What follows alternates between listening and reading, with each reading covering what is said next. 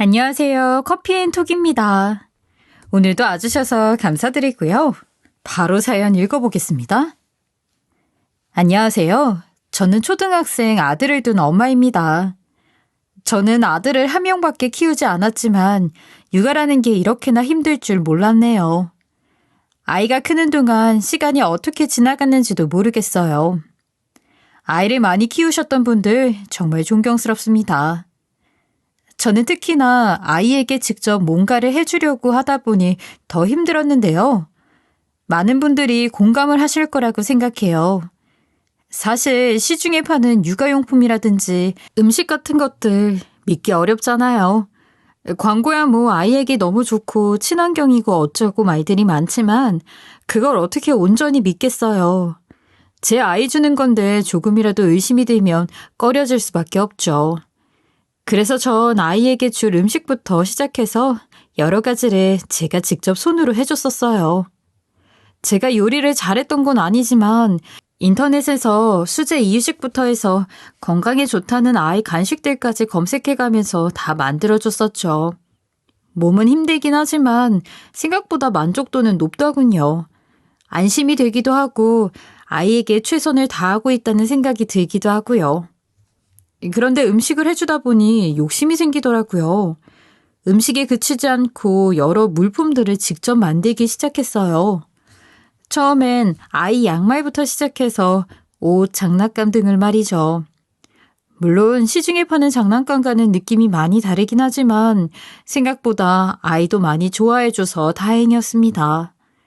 처음엔 저도 제가 직접 그런 걸 만들 수 있을 거라고는 생각도 못 했었는데 하나하나 시도하다 보니 생각보다 어렵지 않았어요. 저도 몰랐는데 제가 생각보다 손재주가 있더라고요. 제 친구들이 돈을 줄 테니까 자기 아이들 것도 만들어 달라고 할 정도로요. 그렇게 아이 물건들을 만드는데 자신감이 생기다 보니 전 집안 물건들이나 소품들까지 제가 직접 만들 수 있는 것들은 제가 만들기 시작했어요.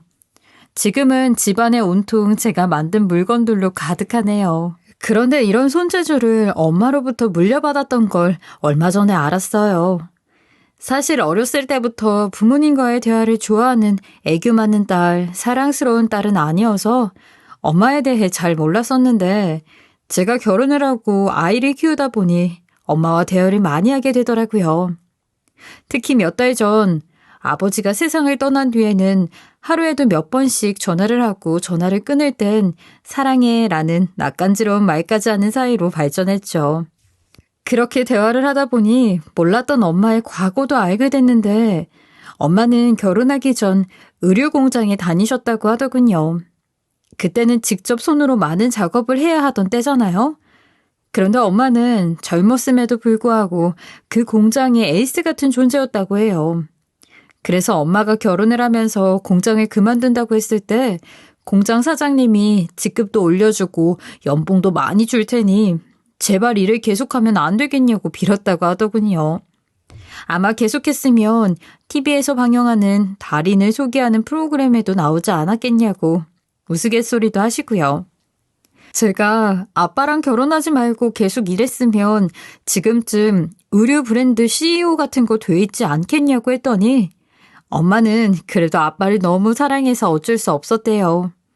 그리고 엄마는 그런 게 되는 것보다도 아빠와 저를 보살피는 게 행복이셨으니 후회도 전혀 없다고 하셨습니다. 실제로 저희 부모님은 금술이 참 좋은 부부셨어요. 사실 제가 부모님들하고 대화를 잘 안 했던 것도 부모님 두 분이 금술이 너무 좋다 보니 제가 낄 자리가 없어서이기도 했거든요. 그렇다고 두 분이 저한테 잘 해주지 못했던 건 아니고 그냥 깨 쏟아지는 대화가 너무 닭살 돋아서 그랬다는 뜻입니다. 아빠는 엄마한테 참 잘했었는데 70 중반의 나이에도 청소면 청소, 음식이면 음식 등 모든 집안일을 함께 하려고 하셨어요.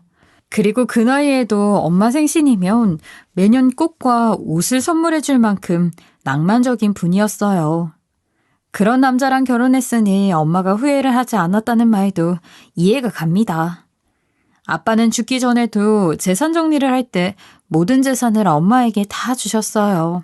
저한테는 그거에 대해 미안해 하셨지만 그래도 저는 하나도 서운하지 않았어요. 저에게는 어차피 남편과 아이라는 가족이 있지만 저희 엄마는 이제 혼자 사셔야 하는 거잖아요. 그리고 그렇게 잘해주시던 아빠의 빈자리를 느끼지 못하려면 돈이라도 있어야 하는 걸 테고요.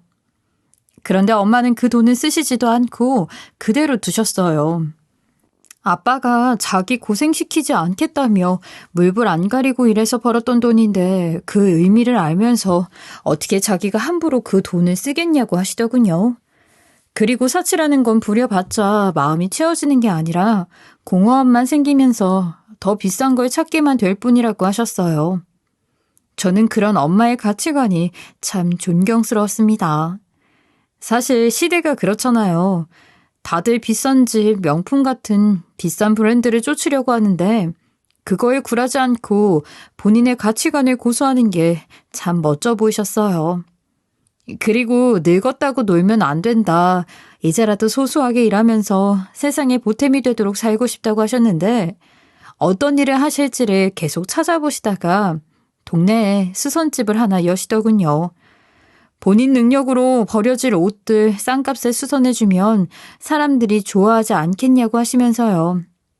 수선이나 리폼을 통해 기뻐하는 손님들 얼굴을 보면 자신도 행복해지는 것 같다고 하셨는데 그 모습을 보니 저도 덩달아 행복해지더군요. 저희 엄마지만 참 닮고 싶은 사람입니다. 반면 그와는 정반대되는 삶을 살고 계시는 분이 제 주위에 한 분 계시는데요. 그분을 보면 정말 꼭 저렇게 살아야만 직성이 풀리나? 라는 생각이 절로 들더군요. 돈 좀 있어 보이면 비굴하게 달라붙어 친구로 사귀고 부잣집 친구네서 먹는 물부터 시작해서 옷과 가방까지 호시탐탐 노리다가 결국엔 받아오는 그런 사람이에요. 누구냐고요? 하필이면 그분은 바로 저희 시어머니입니다. 시어머니를 만나면서 저는 세상에 좋은 것만 보는 사람과 나쁜 것만 찾아보는 사람이 있다는 걸 알게 됐어요. 시어머니는 남의 불행이 곧 본인의 행복이었고 겉모습으로 사람을 판단해버리는 성격까지 가지고 계셨죠. 그리고 절대로 남에 대한 고마움도 모르는 사람이에요. 앞에서 말씀드렸던 대로 부잣집 친구들한테 들러붙어 이것저것 받아오는데도 불구하고 그런 걸 고마워하기는커녕 그 친구가 병이라도 걸리면 내가 그 집 사모로 들어앉을 텐데 라는 말도 서슴없이 하시곤 하셨죠. 친구가 비싼 물건을 선물 받았을 때에도 축하해주거나 부러워하시기는커녕 어차피 1년만 지나면 그 가방 곧 내 거 된다 라면서 어떻게든 받을 생각만 하시는 분이었어요. 친구분들이 착해서 망정이지 저 같았으면 아마 손절했을 겁니다. 그런데 웃긴 건 뭔지 아세요? 결국 한 친구분과의 사이가 끝나버리긴 했는데 시어머니 친구분의 손절이 아닌 시어머니가 손절을 했다는 거였어요. 하루는 시댁에 볼 일이 있어 찾아갔다가 시댁에서 문전박대당하는 시어머니 친구분을 보고 참 어이가 없더군요. 그분은 시어머니와 제일 친하신 분이었고 세련된 스타일만큼이나 생각도 저희 엄마처럼 멋진 분이라서 저도 좋아했었는데 그분이 뜻밖의 사고를 당해서 시어머니께 도움을 요청하러 오자 시어머니가 단칼에 거절하면서 아예 관계까지 손절하시더군요. 저희 시어머니지만 친구분께 어떻게 그럴 수 있는 건지 그 모습을 보면서 처음으로 사람이 참 역겹다는 생각이 들었어요. 그 당시의 대화를 직접 들으셨다면 아마 여러분들도 저와 똑같은 생각이 들었을 거예요. 그때 시어머니와 친구분은 불이 나서 그런데 딱 일주일만 참고 빌려줄 수 없을까? 지금 너무 급해서 친구 좋다는 게 이런 거잖아. 친구? 돈 좀 있을 때나 친구지. 지금 누가 친구라는 거야? 아, 너 완전히 망한 거잖아. 재수 없으니까 어디 가서 나랑 어울렸다고 말하고 다니지도 마. 쓸데없이 피해주지 말고 조용히 살라고 급 떨어지니까. 알았어? 이렇게 대화를 나누셨거든요. 심지어 제가 보는 앞에서 그렇게 말씀하신 거니 그 친구분은 가뜩이나 힘들었을 상황에서 얼마나 무안하셨을까요? 상황을 들어보니 그분은 가족들과 함께 의류 봉제 공장을 운영하셨었는데 화재 사고로 일할 공간이 모두 사라지게 돼버리셨다고 하셨어요. 그런데 마감도 코앞이라 시어머니 소유의 물류창고를 빌려달라고 사정하러 오신 거였는데 저렇게 단칼에 거절하시더라고요. 겨울이면 코트도 몇 벌씩 가져다 주시곤 하셨었는데 그분께 받았던 것들은 싹 다 입 닦아버리시고 저러시는 게 참 너무하지 않나요? 물론 시어머니가 소유하고 있는 물류창고는 그곳 월세가 시어머니의 생활비이긴 합니다. 시아버지가 돌아가시면서 시어머니에게 유산으로 남겨주신 거였죠. 그래서 시어머니 입장에서 그곳을 빌려주는 게 불편하실 수는 있어요. 하지만 그래도 며칠 빌려주는 게 그렇게 어려운 일까지는 아니었을 텐데, 아니, 받은 것에 비하면 그런 건 아무것도 아니었을 텐데 사람이 어쩜 저럴 수가 있는 건지 정말 끔찍했습니다. 그 친구분도 시어머니의 이야기를 듣고서는 내가 친구가 아니라 돈이었었구나. 그래도 난 너를 소중한 친구로 생각하고 이것저것 챙겨줬었는데. 그래, 이게 다 나의 인복인 거지. 라고 하시면서 씁쓸한 표정으로 돌아가시는데 제가 다 가슴이 아프더군요. 그날 집에 돌아오고도 전 그 얼굴이 계속 머리에 떠올라서 그분을 어떻게 도울 방법이 없을까 고민했습니다. 사실 그분께 이런저런 선물을 받았던 건 저희 시어머니만은 아니었거든요. 시어머니의 아들 챙겨주신다고 결혼할 때 축의금도 입이 떡 벌어질 만큼 해주셨었고 그 이후로도 한우며 과일, 우리의 돌도 돈을 포함한 선물도 주셨었어요. 제가 임신해 있을 때는 몸조리 잘해야 된다면서 몸보신을 할 음식도 많이 보내주셨고요. 이래저래 고민을 막 해보다가 순간 저희 엄마라면 무슨 방법이 있지 않을까 싶더군요. 그래서 엄마에게 연락을 드려서 상황을 설명드렸죠. 엄마도 저를 통해 그 여사님이 저희한테 해줬던 것들에 대해서 듣고 고마워하셨던 터라 마치 본인의 친구였던 것처럼 마음 아파하셨어요. 그리고선 엄마는 저에게 그 여사님의 연락처를 저에게서 받아가시더니 여사님께 엄마 가게에서 일단 마감을 같이 해보자고 하셨다 하더군요. 기한도 촉박할 테니 자기도 돕고 동네 이모들까지 부르겠다고 하셨대요. 여사님은 갑작스러운 도움의 손길에 말도 못하고 울기만 하셨다는데 저도 엄마의 행동을 보고 괜스레 뿌듯하고 자랑스러웠습니다. 이후 엄마 가게에 저도 찾아가 봤는데 엄마 가게는 새벽까지 환하게 불이 켜져 있었어요. 그리고 그 안을 보니 한때 엄마와 의료공장에서 같이 일했다던 이모들까지 총 출동해 있으시더군요. 그분들이 밤낮 없이 일하시는 모습들을 보는데 다들 일하느라 힘드실 텐데도 얼굴은 밝게 빛나 보였어요. 아마 자신들과는 전혀 상관없는 남의 일을 웃으면서 돕는 그 모습들이 아름다웠기 때문이었겠죠. 분위기도 참 화기애애했습니다. 너나 할 것 없이 공장엔 가끔씩 그런 사고가 생겨. 우리 같은 공장 출신들이 그런 걸 못 본 척하면 안 되지. 서로 돕고 살아야 하지 않겠어? 그때 우리가 다들 힘들었어도 정은 있었잖아. 하시는데 제 가슴이 흐뭇해지면서 저까지 그 무리에 있었던 착각이 들 정도였습니다. 그래서 저도 그런 분위기 속에서 그분들과 같이 일하면서 즐거울 것 같아 돕겠다고 했는데 아이고 따님 익숙치 않은 분이 도우면 방해만 돼요. 가서 간식이나 사다 주시죠. 하셔서 저는 멋쩍게 간식만 사다 드리고 말긴 했네요. 어쨌든 그날의 훈훈한 분위기는 아직도 잊지 못할 것 같아요. 반면 그날 시어머니의 모습도 다른 의미로 잊지 못할 것 같기도 하고요. 그 모습을 생각하면 시어머니를 당장 손절하고 싶었는데 하필이면 그분은 시어머니, 저는 며느리인지라 어쩔 수 없이 계속 관계를 이어갈 수밖에 없었죠. 저한테 직접적으로 피해를 주신 건 아니었다 보니 명분이 없잖아요. 그래도 되도록이면 시어머니를 피하고 싶었지만 얼마 뒤 시어머니는 저희 부부에게 밥을 먹자고 부르시더군요. 아휴, 좀 멀리하고 싶은데 했지만 뭐 방법이 있나요? 식사 자리에 나갈 수밖에요. 시어머니와 식사를 하면서 이런저런 얘기를 했지만 그 여사님을 돕고 있다는 얘기는 안 했어요. 괜히 긁어부스럼만 될 것 같았으니까요.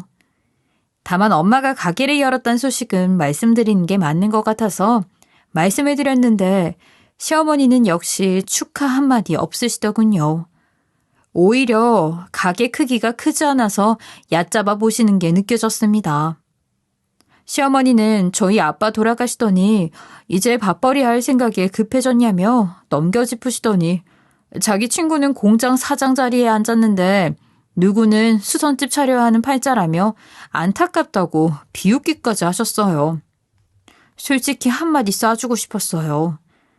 엄마한테 아빠가 얼마를 남겨주고 갔는지 알면 저런 소리 하지도 못하실 테니까요. 하지만 돈만 보면 들러붙는 시어머니의 성격이 생각나서 그 소리는 못하겠더군요. 그저 꾹 참고만 있었죠. 저는 화제라도 돌려야겠다 싶어서 아울렛에 다녀온 얘기를 했어요. 평소 아이 옷을 제가 직접 만들어주는 편이긴 했는데 작년에 품질 좋게 정말 잘 나온 아이 옷이 하나 있었거든요. 그래서 그거 하나 사줘야겠다 싶었는데 그게 품절이라 살 수 없었어요. 그런데 제 옷을 사러 아울렛 매장에 갔다가 그 옷을 발견한 겁니다. 어디 지방 매장에서 재고가 남았었나 봐요. 그래서 운 좋게 그걸 구매할 수 있었다고 말씀드렸죠. 그런데 시어머니는 갑자기 노발대발 하시더군요. 아울렛에서 옷을 사다 줬다고? 아, 너 지금 제정신이니? 하나밖에 없는 우리 손주인데 백화점에서 최고로 좋은 것만 사 입혀야지. 아, 왜 싸구려로 키워? 그게 아니라 어머님. 그게 아닌 게 아니라 그런 데선 네 옷이나 사 입으라고. 애가 어디 가서 그런 옷 입고 다니면 남들이 어떻게 보겠어? 완전히 그지 새끼로 볼 거 아니야. 그지 새끼로. 동네 창피하게 뭐 하는 거야 그게? 어머님. 엄마 무슨 말을 그렇게 해. 아울렛에서 파는 옷이라고 싼 것도 아니고 애들은 어차피 빨리 크는데 명품을 입혀 그럼? 그럼 그래야지. 그렇게 애를 싸구려로 만들 거면 차라리 애 놓고 가. 난 하나밖에 없는 우리 귀한 손주 그런 취급 당하는 꼴 못 본다. 엄마 손주이기 전에 우리 아들이야. 우리가 어련히 알아서 잘 키우는구만. 뭘 놓고 가긴. 신경 쓰지 말고 밥이나 드세요. 예? 아이고, 엄마라고 있는 게 남의 양말 구멍이나 꿰매는 싸구려 집안에서 보고 배웠으니 우리 귀한 손주까지 싸구려로 크겠네. 큰일이다 정말. 시어머니는 남편의 만류에도 계속 막말을 쏟아내셨습니다. 기껏 화제를 돌리려 꺼낸 이야기인데 오히려 집안 욕, 저희 엄마 욕까지 계속하시니 몸이 정말 부들부들 떨리더군요. 하지만 그 상황에서 제가 화내면 남편 입장만 난처해질 것 같아 참을 수밖에 없었어요. 그냥 시어머니께 죄송하다고 말씀드리고 앞으로는 좀 더 신경을 쓰겠다고 했죠. 그제야 시어머니는 좀 수그러지시면서 식사를 마저 하시더군요. 그러다가 헤어지는 길에 시어머니는 이제부턴 팬티 한 장도 명품으로 입혀라 하시곤 가셨습니다. 참나, 저희에게 돈 한 푼 주는 것도 없으시면서 어떻게 그렇게 뻔뻔스러운 말을 하시는 건지 직접 손주한테 뭘 해준 적도 없으면서 귀한 손주 하시는 것도 기가 막혔어요. 그리고 사실 본인이 진짜 부자인 것도 아니에요. 창고 하나로 생활비 정도 버는 것뿐이고 그저 부자 친구들한테 빌 붙어가며 부잣집 생활을 어렴풋이 구경하는 것뿐입니다. 그러면서 타고난 부자인 척하고 있으니 기가 안 막힐 수가 있나요? 황새가 뱁새 따라가다가 가랑이 찢어진다고 그저 그 꼴이 우습기만 했어요. 그런데 시어머니는 거기서 그치지 않았어요. 그날 이후 저를 이름 대신 싸구려라고 부르시더군요.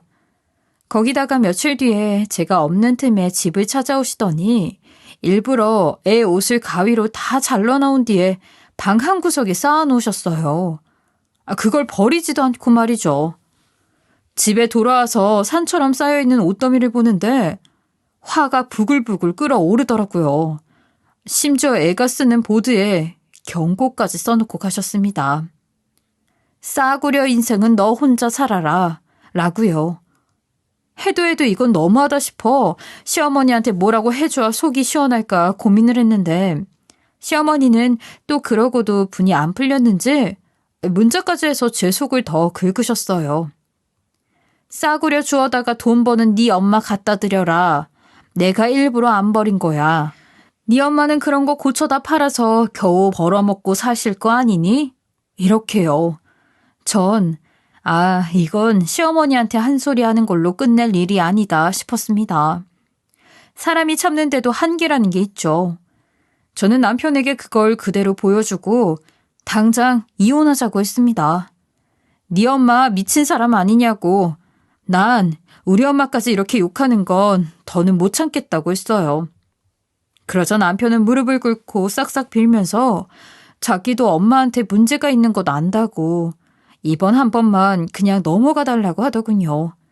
대신 앞으로는 1년에 명절 2번만 보게끔 하겠대요. 그러고도 만약 이번 같은 일이 또 벌어지면 그땐 자기도 엄마 안 보고 살겠다고 하더군요. 솔직히 시어머니 문자 보고 분노가 너무 차올라서 남편의 그런 모습을 보고도 이혼을 해야겠다는 생각은 변하지 않았어요. 그리고 인연을 끊는 게 아닌데 어떻게 명절 딱 2번만 보겠어요. 시어머니 생신이라거나 무슨 일이 있을 때 볼 수밖에 없는데. 하지만 또 아이를 생각하니 이혼은 쉽지 않더군요.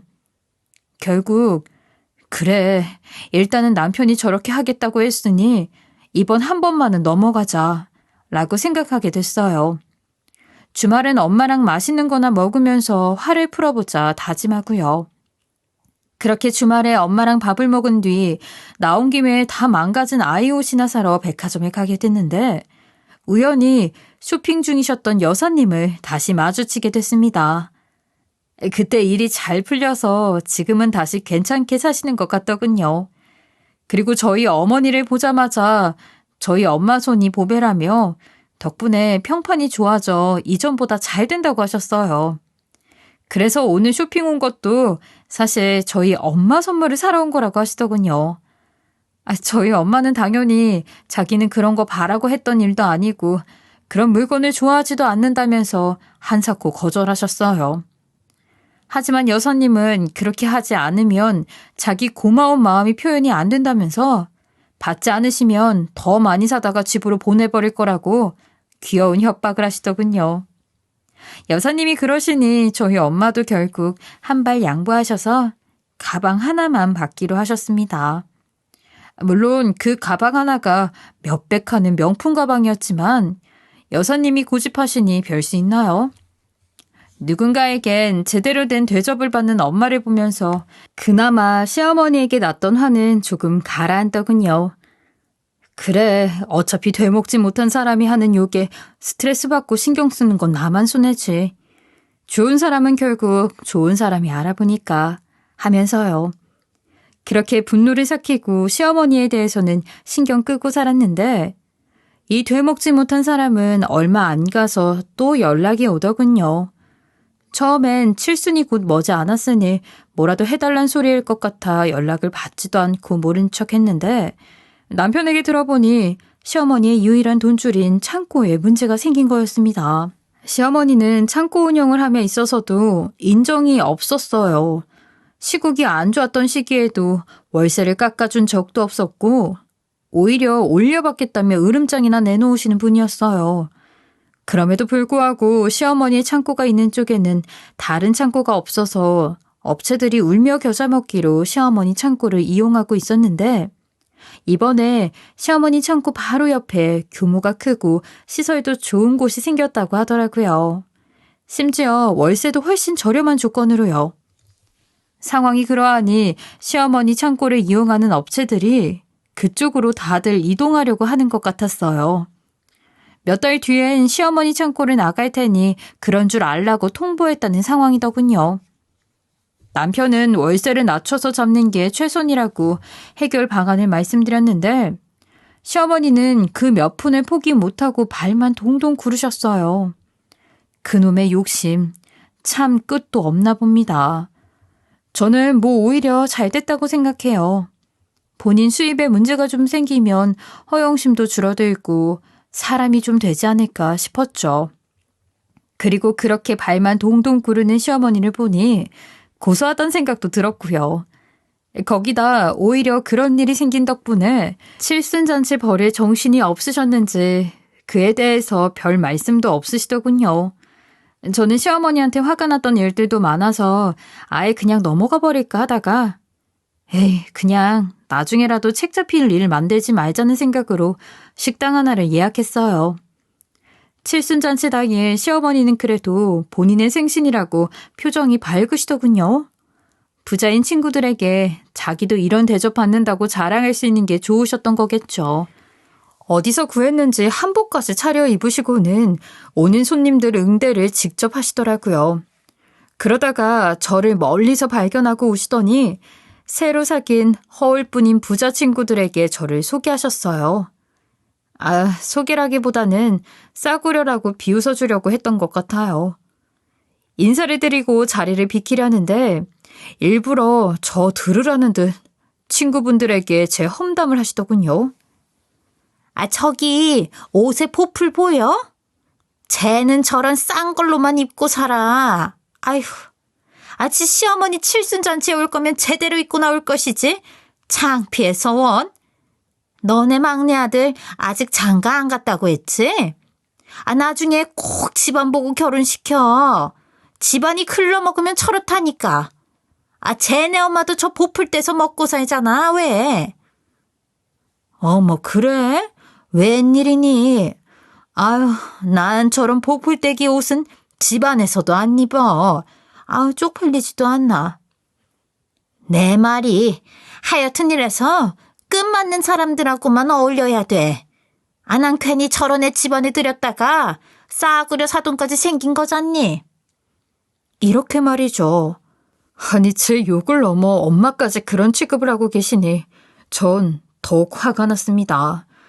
하지만 그 상황에서 난장판을 폈다간 제가 정말 급이 낮은 사람처럼 돼버릴 것 같아서 그러지도 못했어요. 거기다 새로 사귄 친구분들은 시어머니와 비슷한 성향을 지닌 분들 같았으니 더 그랬죠. 전 꾹 참고 남편이 말한 것도 있으니 칠순잔치 이후로는 다시는 시어머니를 보지 않겠다고 다짐했습니다. 당장이라도 박차고 나가고 싶은 심정을 냉수 한잔하면서 겨우 참고 있었는데 얼마 뒤 엄마가 오시더군요. 저는 혹시 시어머니가 엄마한테 막말을 할까 싶어 오지 말라고 했었는데 엄마는 사돈으로의 예의를 지키러 오신 것 같았어요. 그래서인지 엄마는 격식도 좀 차려서 입고 오셨어요. 거기다 얼마 전 선물 받았던 비싼 가방까지 들고 오셨고요. 시어머니가 그런 걸 따지시는 걸 대충 알고 계시니 조금 더 신경을 쓰셨던 거겠죠. 그런데 시어머니는 그런 저희 엄마의 마음은 생각도 않고 저희 엄마를 보자마자 가방 얘기를 하시더군요. 아이고, 사돈. 그건 웬 가방이에요? 좀 비싸 보이네. 그냥 선물 받은 거예요. 그래도 사돈 칠순잔치인데 예의를 차려야 하지 않을까 싶어서. 예의요? 아이고, 아니 짝퉁을 들고 와놓고 무슨 예의를 차렸다는 거예요, 지금? 네? 짝퉁이라니 그게 무슨... 수선이나 겨우 해먹고 사는 주제에 이런 거 진품이 있을 수 있겠어요? 사돈, 괜한 허세 부리지 마시고 분수에 맞게 사세요.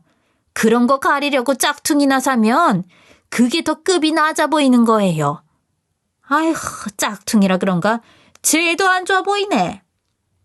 전 더 이상 대화가 이어졌다간 더 심한 말도 엄마가 듣게 될 것 같아 서둘러 엄마 손을 잡고 나가려고 했어요. 그런데 엄마는 꿈쩍도 안 하고 미소만 지으면서 시어머니를 바라보고 한 말씀 하시더군요. 사돈, 내가 이 나이에 짝퉁들 정도로 살진 않아요. 어디서 무슨 소리를 듣고 이러시는지 모르겠지만 검소하게 산다고 사람을 보이는 대로만 보시네요. 아니, 그럼 사람이 보이는 대로 보고 살지? 안 보이는 걸 어떻게 보고 살아요? 안 보이는 건 없으니까 안 보이는 거예요. 짝퉁까지 들고 오더니 끝까지 허세만 부리시네. 아, 그게 더 우스워 보이니까 그만하세요, 사돈. 아, 허세요? 허세는 우리 사돈이 많이 부리시는 것 같은데. 뭐예요? 어디다 뒀더라? 아, 여기 있다. 자, 이거나 보시고 계속 말씀하시죠. 아, 뭐예요? 명함? 사돈이 명함도 있네? 하참, 요즘엔 수선집이 명함도 있나 봐요. 수선집 명함인지 뭔지 한번 잘 봐보세요. 시어머니는 엄마가 주는 명함을 살펴보더니 잠시 뒤 토끼 눈이 되어서는 저희 엄마를 바라보더군요. 그러더니 몇 번이나 명함과 저희 엄마를 번갈아 가면서 쳐다보았습니다. 아니, 이게 왜, 여기가 왜? 거기 잘 아시는 곳이죠, 사돈. 우리 나이에 남는 거라곤 사람밖에 없는데 주변에 잘 좀 아시지. 사돈도 창고 하나 쓰고 있단 소리 들었는데 거기 이제 놀리셔야겠네. 손해가 크실 텐데 괜찮으실까요? 아니, 여기 대표가 당신, 사돈이라고요? 전 무슨 일인가 싶어 저도 그 명함을 자세히 살펴봤어요. 저도 그 명함은 처음 보는 거였고 엄마한테 무슨 얘기를 들었던 것도 아니었거든요.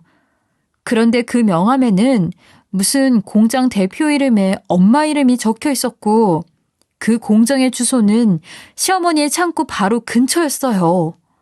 이게 무슨 일인가 싶었는데 엄마는 이야기를 계속 이어나가시더군요. 사돈이 문전박대했던 친구분 아직 기억하시죠? 그 친구분이 다시 잘 되신 건 아시려나 모르겠네. 뭐라고요? 걔가 다시 잘 됐어요? 그런데 왜 나한테 연락도 안 하고? 아이고, 사돈이 그렇게 됐는데 사돈한테 연락을 왜 하겠어요? 다만 그 친구분이 사돈 옆에 있고 싶긴 했나 봅니다. 사돈 창고 옆에 공장과 창고를 짓자고 하더라고요. 네? 그럼 그 친구가? 네.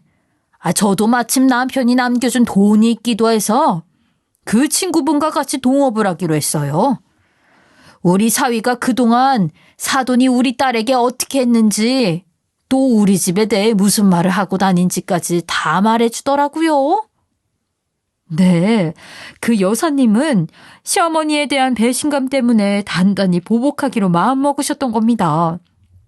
그리고 엄마도 그거에 동참하신 거고요. 자세히 들어보니 여사님이 엄마 손재주를 보고 아예 공장 대표까지 하시면 좋겠다고 하셨대요. 거기다 공장과 함께 새로 지은 창고도 관리하는 직책까지 맡게 되신 거고요. 거기다 이미 시어머니 창고에 있었던 업체들과는 임시계약까지 다 따놓으셨다고 하시더군요. 그렇게 어머니는 칠순날 그것도 잔치상에서 자신의 돈줄이 싹 끊긴 현실을 알게 되신 겁니다. 그러자 시어머니는 그 썩어 빠진 근성을 다시 나타내더군요.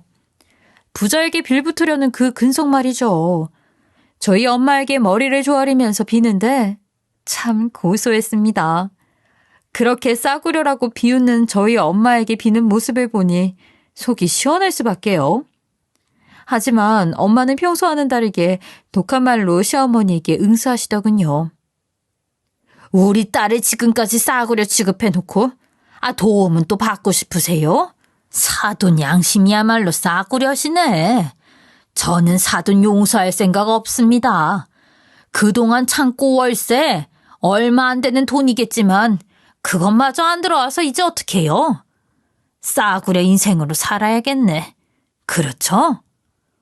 시어머니는 엄마에게 비는데도 전혀 먹히지 않자 저에게 한 번만 용서해달라고 비시더군요. 참, 이런 비굴한 사람이 또 있을까요? 전 코웃음 치면서 다신 볼 일 없을 테니 아는 척하지 말라고 해줬습니다. 시어머니 말대로 급이 안 맞으면 어울리면 안 된다고요. 남편도 이미 약속했으니 남편 볼 일도 없을 거라고 말씀드렸죠. 그러자 시어머니는 잔치상에서 주저앉아 울고불고 난리를 피우는데 그 모습을 보고 시어머니의 새로 사귄 친구분들까지 시어머니의 처지를 알게 되셨어요. 아니, 자기 뭐야? 자기 지금 망한 거야? 어쩐지 최근 돈 좀 빌리려는 냄새가 나더니만 아유, 빌려줬으면 큰일 날 뻔했네. 자기는 이제 우리 모임에서 나가야겠다. 앞으로는 아는 척하지 말고 재수없으니까 어디 가서 나랑 어울렸다고 말하고 다니지도 마. 쓸데없이 피해주지 말고 조용히 살라고. 급 떨어지니까. 알았어? 정말 새로 사귄 시어머니의 친구분들은 시어머니와 어떻게 그렇게 똑같은지 친구를 버릴 때 하는 말까지 똑같더군요. 정말 끼리끼리란 그런 건가 봐요. 하지만 버려지는 사람이 다르니 제 입장에선 정말 통쾌했습니다. 시어머니가 했던 행동 그대로 똑같이 당하시는 거니까요. 그 이후 저흰 시어머니와 인연을 끊은 채 잘 살고 있어요. 뭐 시어머니는 어떻게든 살아가시겠죠. 이번엔 또 어떤 부자한테 빌붙으려고 노력하고 계실진 모르겠지만요. 자기가 남한테 한 행동은 그대로 다시 자기에게 돌아온다는 말이 있죠.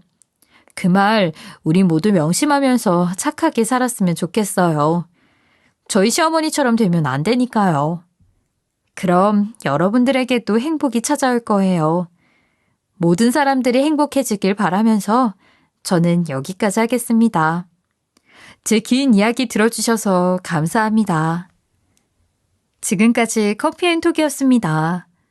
오늘도 끝까지 함께 해주셔서 감사하고요. 다음 영상으로 또 찾아뵙겠습니다.